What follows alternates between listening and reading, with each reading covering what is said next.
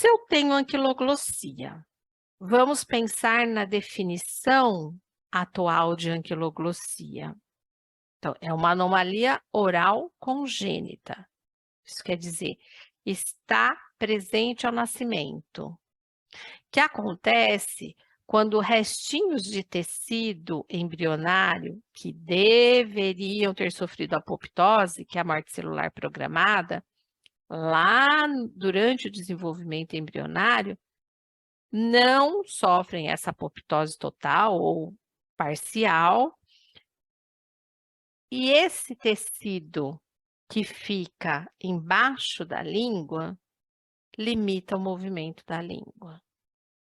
Então, esta é a definição mais atual de anquiloglossia, porque vocês vão encontrar muitas definições. Talvez por isso que nós não tenhamos ainda consensos, porque cada grupo de profissionais vê a anquiloglossia sob uma perspectiva diferente. Então, vamos lá. Vamos pensar nesta primeira informação que eu estou dando para vocês. Será que é mito ou será que é verdade que no recém-nascido o frênulo se posiciona desde o ápice até a base do processo alveolar mandibular? Então, vejam, alguns autores dizem que os bebês nascem com a fixação do frênulo no ápice.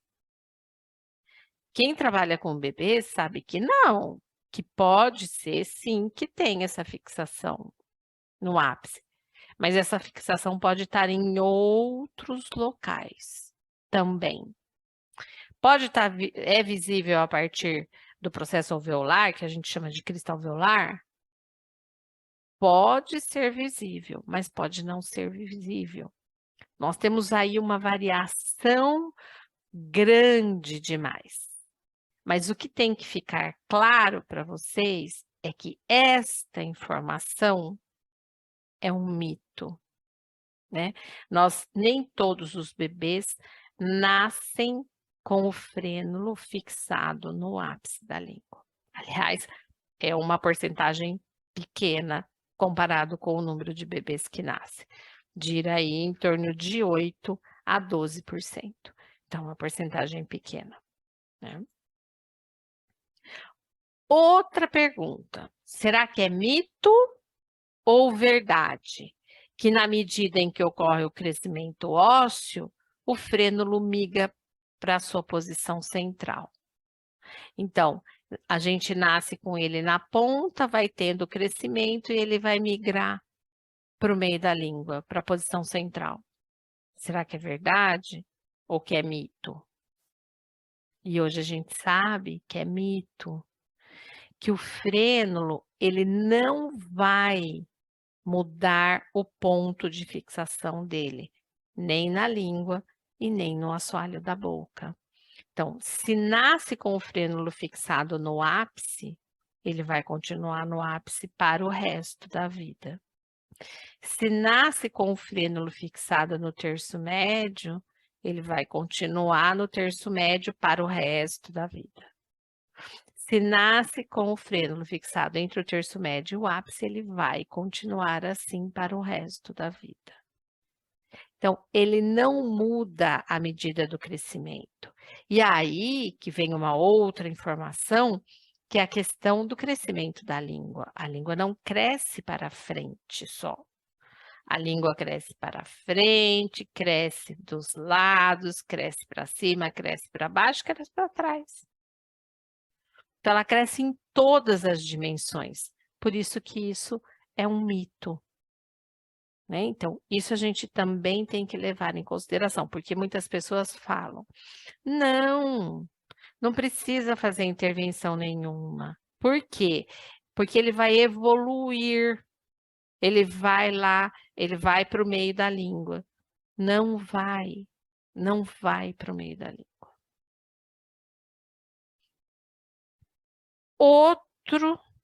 Outra pergunta, será que é mito ou será que é verdade?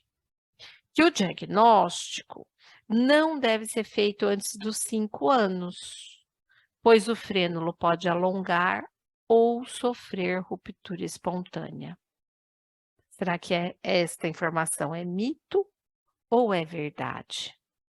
Eu digo para vocês, é mito. E como a gente sabe disso? É muito interessante, e isso eu tenho que contar para vocês, quando eu comecei a estudar, e eu estava na universidade, eu encontrei uma pessoa, ela falou: "Qual vai ser o tema do seu mestrado?" Eu falei: "Vai ser frênulo lingual". Ela disse assim: "Nossa, mas o frênulo, o que que você vai estudar do frênulo?" Porque o que a gente sabe hoje é que o frênulo involui e que ele pode ser alongado com exercícios. O que você quer provar, né? E aí eu falava assim: "Nossa, então vejam, mesmo nos tempos atuais, nós temos ainda profissionais que teimam em dizer isso". E aí, pasmem vocês, eu fui para a literatura e não encontrei estudos que refutassem essa informação. E aí nós resolvemos então fazer um estudo histológico, onde a gente analisou o frênulo lingual de crianças com anquiloglossia. E aí o que que nós vimos? A constituição histológica do frênulo na anquiloglossia é diferente dos frênulos que nós consideramos normais. Por quê? Porque na anquiloglossia eu tenho fibras musculares entrelaçadas na membrana mucosa, alta concentração de colágeno do tipo 1, aquele que está presente em ligamentos e tendões, que é altamente resistente à tração, e as fibras elásticas estão agrupadas em feixes próximas ao epitélio de revestimento, quando elas deveriam estar esparsas e longe do epitélio de revestimento. Então, a constituição histológica do frênulo lingual na anquiloglossia não permite que ele se alongue por meio de exercícios. Ah, e sofrer ruptura espontânea?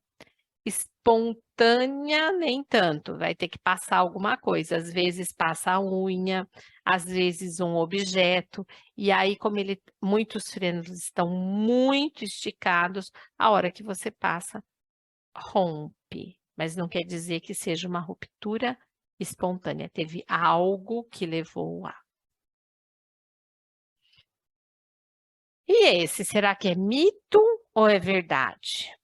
É fácil avaliar o frênulo lingual. Eu digo para vocês, para mim, isso é um mito, porque não é fácil avaliar o frênulo. O que é fácil? Aquilo que é muito gritante. Então, se eu tenho o frênulo fixado no ápice da língua, mais curto, e no assoalho da boca, visível a partir da crista, esse é ok. Esse não precisa de nada, eu já estou vendo que a língua não consegue se movimentar.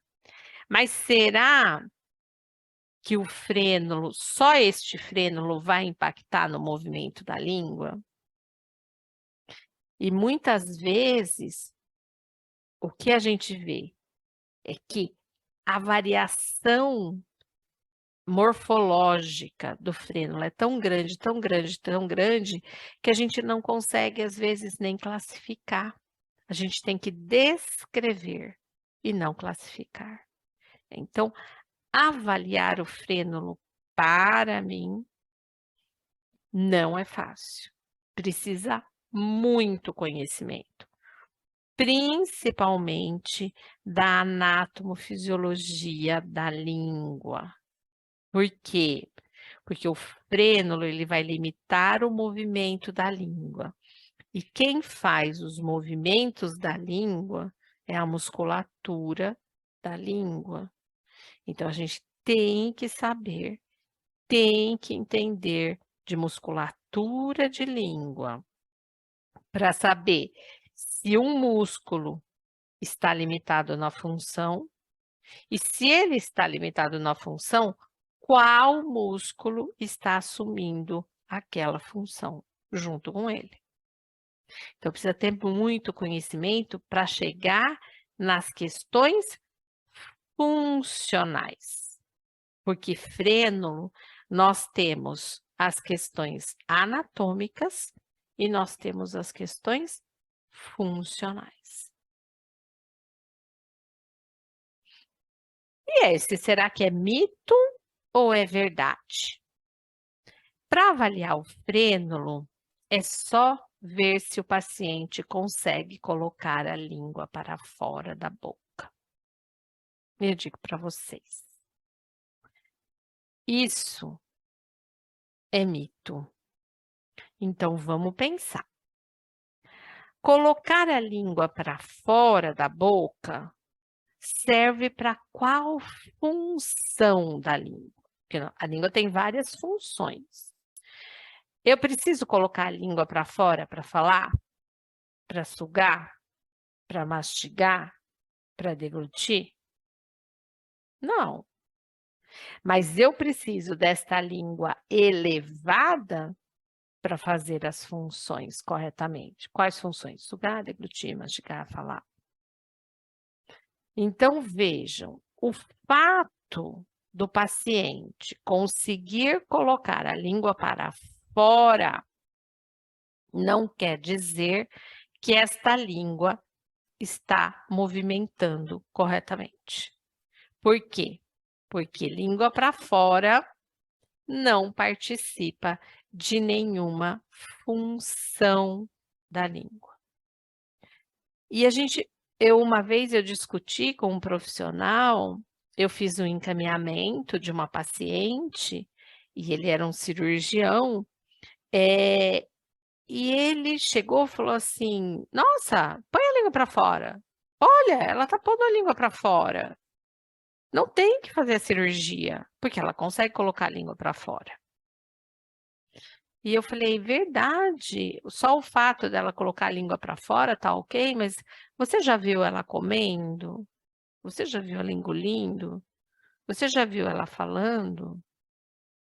Que é neste sentido que a gente precisa dizer se é importante ou não.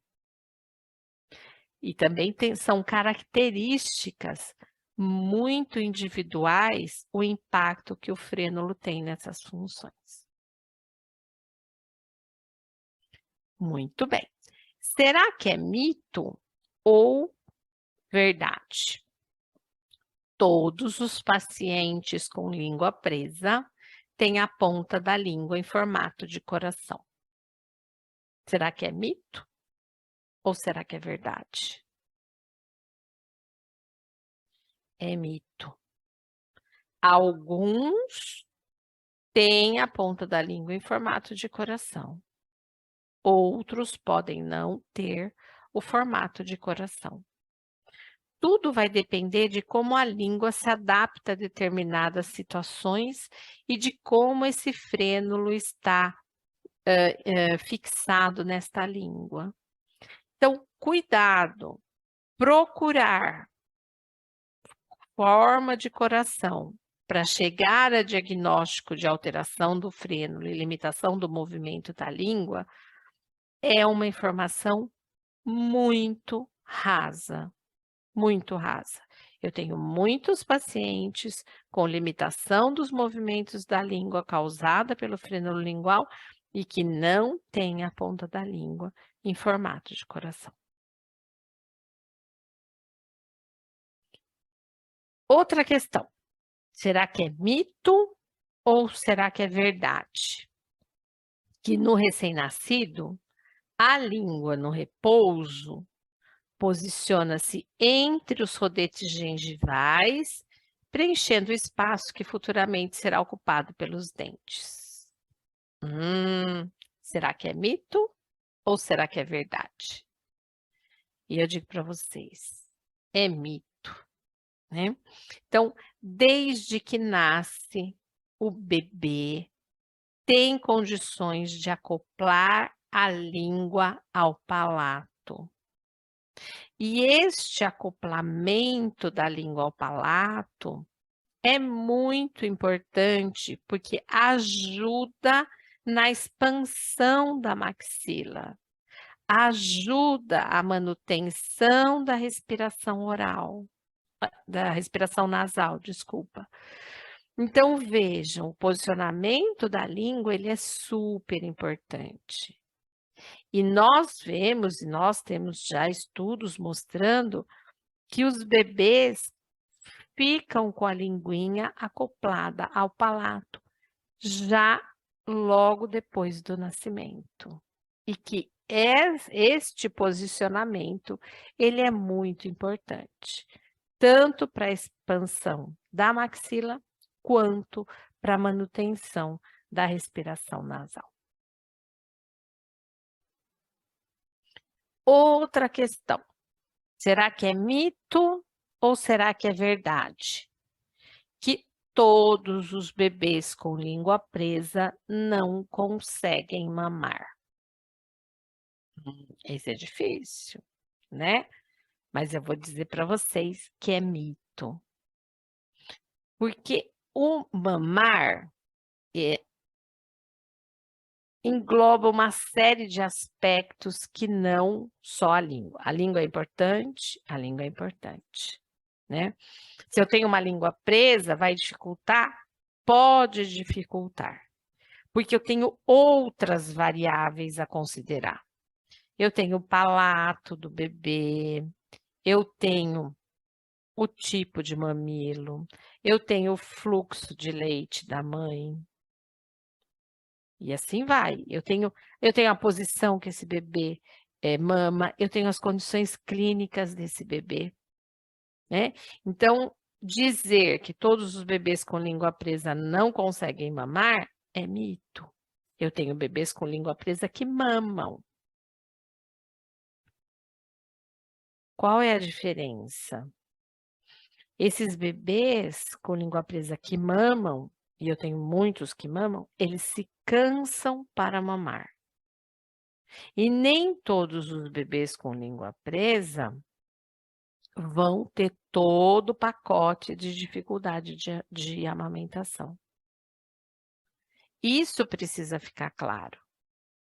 Agora, esse bebê tem uma característica que que eu posso dizer que é mais ligado ao frênulo, que é o cansaço para mamar. E por que isso? Por que o bebê se cansa para mamar? Porque a língua dos bebês, ela tem uma quantidade maior de fibras musculares do tipo 2, que fazem movimentos rápidos, porém são menos resistentes à fadiga. Se eu tenho um frênulo segurando o movimento da língua, eu tenho resistência, esse frênulo faz resistência ao movimento, e esses bebês se cansam para mamar.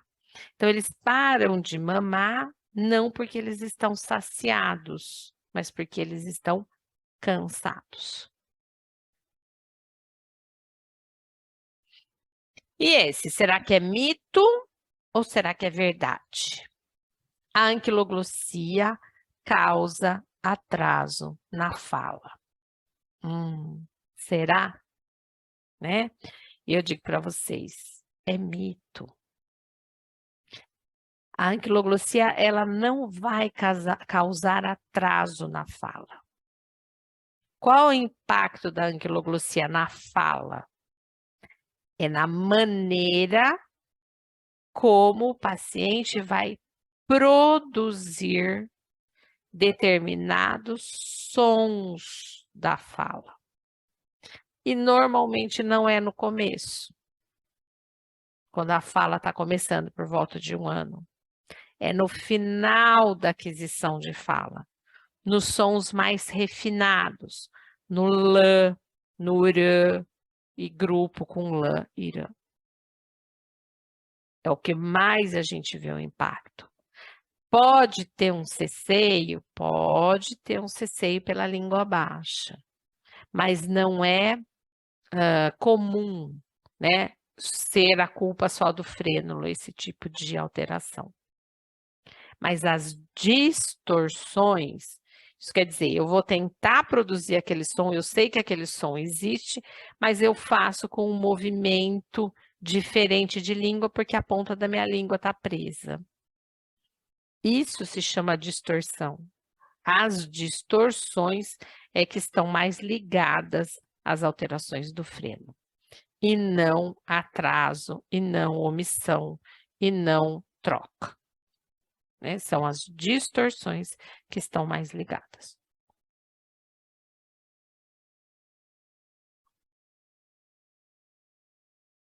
E aí, vamos lá.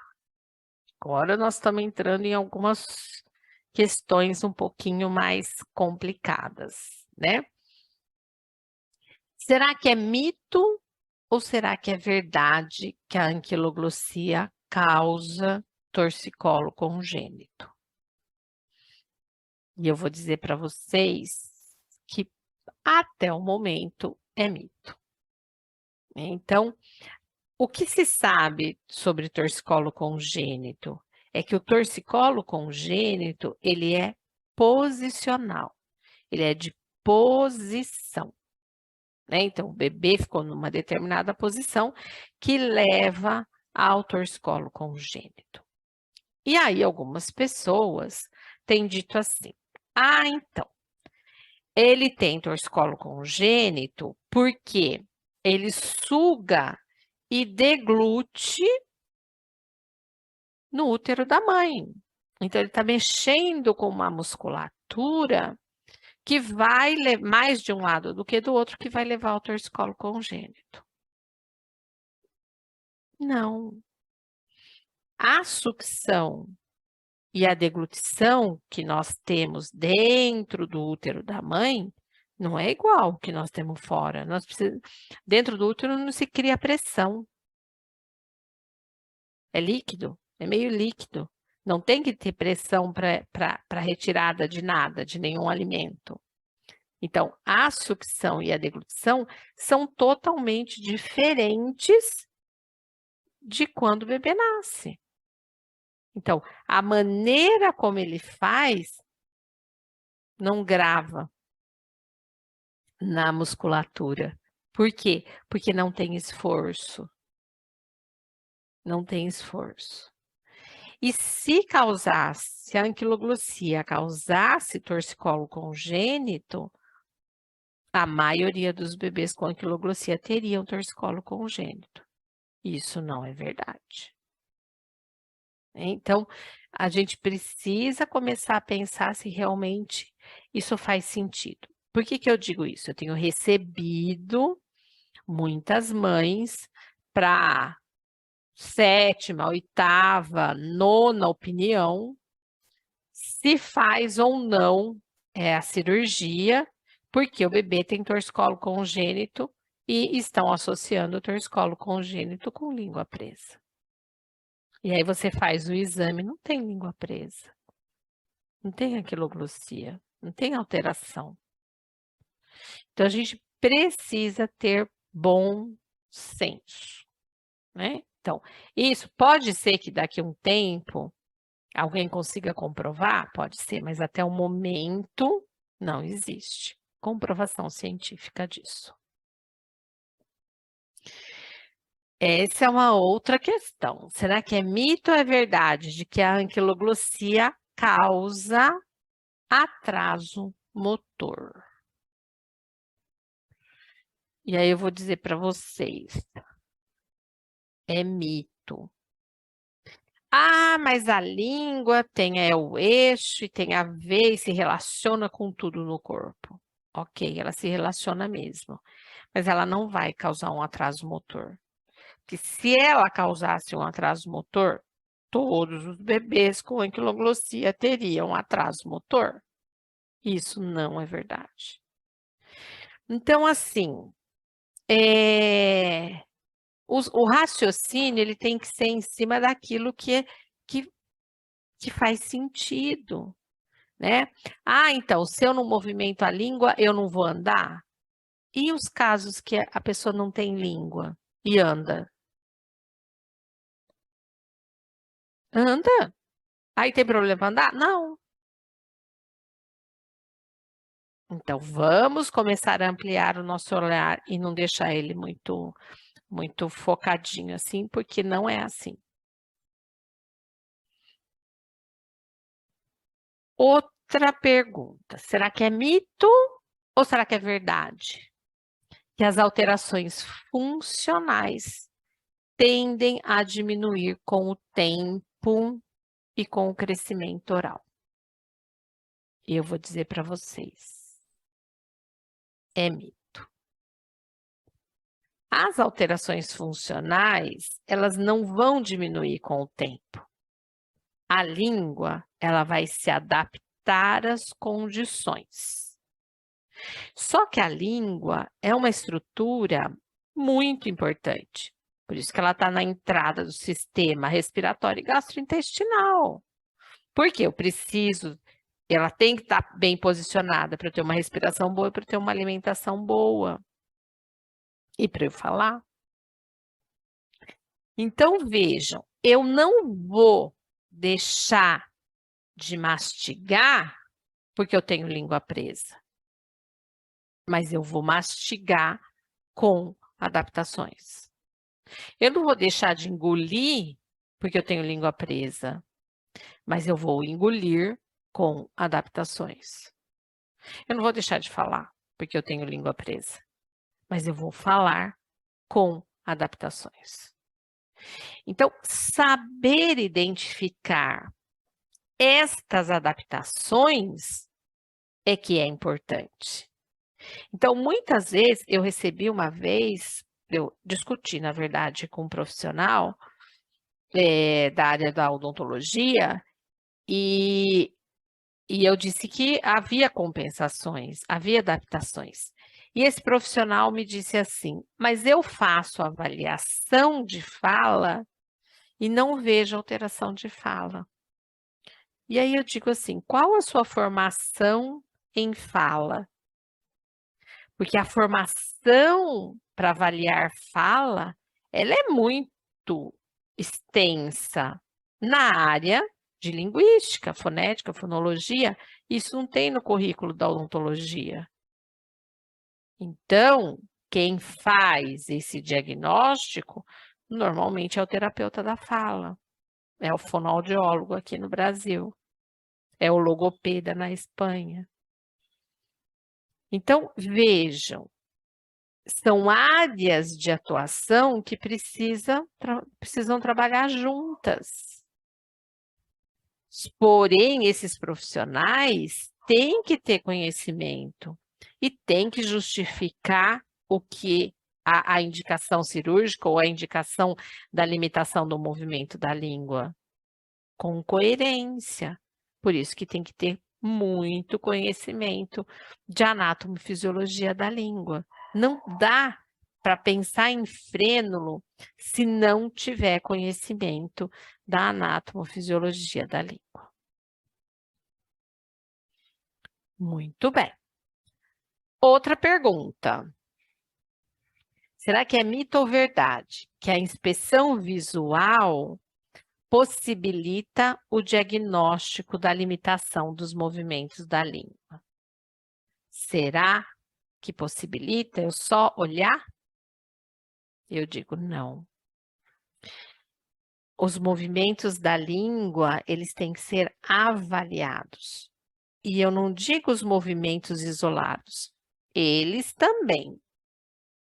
Mas a língua tem que ser avaliada nos seus movimentos durante as funções. Isso é importante. Que aí nós vamos ver, existe ou não adaptação, compensação. E é isso que a gente precisa entender. Muito bem. Aí, outro. Será que é mito ou é verdade que o frênulo pode ser funcional?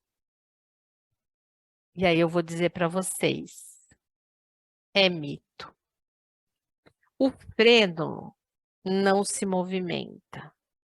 O frênulo não tem função depois do nascimento. A função do frênulo é no período embrionário. Quando houve a separação da língua do assoalho da boca, ele foi originado e ele direciona o crescimento da língua no período embrionário. Depois do nascimento, ele é vestigial, embora ele ainda possa ser visto. Então, quem tem função é a língua e não o frênulo. Então, eu não digo frênulo funcional quando o paciente consegue fazer as coisas. Não. Eu digo, a língua tem movimento e ela vai ter. Como está esse movimento? Com adaptação? Com compensação? Como é que está este movimento? Muito bem. Será que é mito ou que é verdade que a cirurgia é só um pique?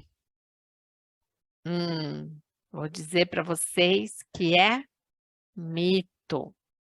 Eu gosto de colocar pique, tudo com letra maiúscula, que o cirurgião que trabalha comigo, ele diz assim, que pique é potencial intenso de complicação. Então, assim, é uma cirurgia. É uma cirurgia simples, de baixo risco, mas é uma cirurgia. O cirurgião, ele tem que ter treinamento, ele tem que ter destreza para fazer essa cirurgia. Ele tem que ter conhecimento, tanto da língua quanto do assoalho da boca, e saber o que ele vai cortar. Por quê? Porque eu tenho uma anatomia ali perigosa. Porque dos lados do frênulo, na parte ventral da língua, eu tenho as veias linguais. Eu tenho o nervo lingual um pouquinho mais profundo. Hoje a gente sabe que o nervo lingual tem vários caminhos. Eu tenho vasinhos todos pelas laterais do frênulo. Então, eu preciso saber, eu preciso ter conhecimento. Isso é da fono? Não, isso é de cirurgião. Mas dizer que a cirurgia é só um pique? Não, não é só um pique.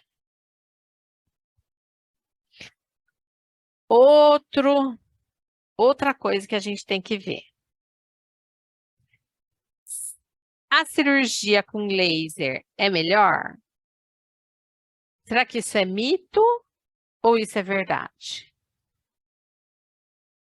E eu vou dizer para vocês que é mito. Eu tenho excelentes cirurgiões que fazem cirurgia com laser, mas eu tenho cirurgias com laser que não ficam boas. Eu tenho excelentes cirurgiões que fazem cirurgia com tesoura ou com lâmina de bisturi. E eu tenho cirurgias que não ficam boas. Então, assim, qual a vantagem do laser? Não sangra. Mas tem que saber manipular. Tem que saber a relação luz-tecido. Tem que saber o quanto de calor se coloca. Por quê? Porque eu tenho muitas estruturas adjacentes que podem ser carbonizadas se eu usar inadequadamente. Então, vejam, e hoje a gente não tem evidência de que existe uma técnica melhor do que a outra. Que com laser é melhor do que tesoura é melhor que laser é melhor que bisturi e vice-versa.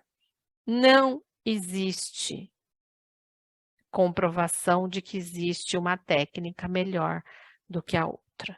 O que existe, e é importante a gente saber, quem está atrás da técnica. Porque quem está atrás da técnica é a pessoa que vai dominar essa técnica e que vai fazer corretamente ou não. E ela tem que saber muito, né? Então, não é a técnica em si, mas quem está atrás da técnica. Muito bem. Vamos para mais uma pergunta difícil. Será que é mito ou verdade de que é importante massagear a ferida após o procedimento cirúrgico, como vocês estão vendo aí? Eu coloquei o vídeo porque esse vídeo é da internet. E eu vou dizer para vocês, é mito. Eu sempre faço essa pergunta. Quando vocês se cortam, vocês vão lá e ficam fazendo massagem na ferida? Não. Por quê? Que dói, né? Então, o que nós temos visto? Vocês não vão ver bebê sendo manipulado na ferida sem chorar. Por quê? Porque incomoda. E aí, o que muitos casos estão aparecendo? De aversão oral. Por quê? Porque ele não tem um engrama de coisa boa, de sensação boa na cavidade oral. Então, a gente precisa tomar muito cuidado com a boquinha do bebê. Quem participa das minhas aulas sabe que eu falo assim, que a boca do bebê é sagrada. Cuidado com esse excesso de manipulação na cavidade oral. O bebê é sensorial, ele é muito sensorial. A mesma coisa que a gente consegue perceber com a ponta dos dedos, a gente consegue perceber com a língua. Então, ela é altamente sensorial. O que nós estamos dando de informação para esses bebês? E agora, recentemente, no final do ano, saiu um artigo onde os pesquisadores analisaram bebês que foram submetidos à cirurgia e fizeram massagem e bebês que fizeram a cirurgia e não foi feita massagem. E não existe diferença na cicatrização. Então, se não existe diferença, por que você vai fazer? Então, fica aí para pensar, né? A evidência que a gente tem hoje é que não se manipula a ferida. E mais, eu vou além. O processo de cicatrização, ele não diz respeito ao terapeuta de fala. O terapeuta de fala não sabe de cicatrização. Então, cuidado. Eu não sei como é em outros lugares, mas aqui no Brasil, nós não temos formação para manipular feridas cirúrgicas. Eu não sei no resto do mundo como é, mas no Brasil não. A gente não tem formação. A gente não sabe o que tem que fazer. Então, cuidado, né? Porque o terapeuta da fala, o fonoaudiólogo, o logopeda, ele não tem formação para manipulação de feridas. Muito bem. E este aqui? E esta pergunta? Será que é um mito ou será que é uma verdade? É um conjunto de características que leva ao diagnóstico da limitação do movimento da língua causada pelo frênulo lingual. E eu digo para vocês, desta noite é a única verdade, né? Para se chegar ao diagnóstico da limitação dos movimentos da língua, eu preciso de um conjunto de características.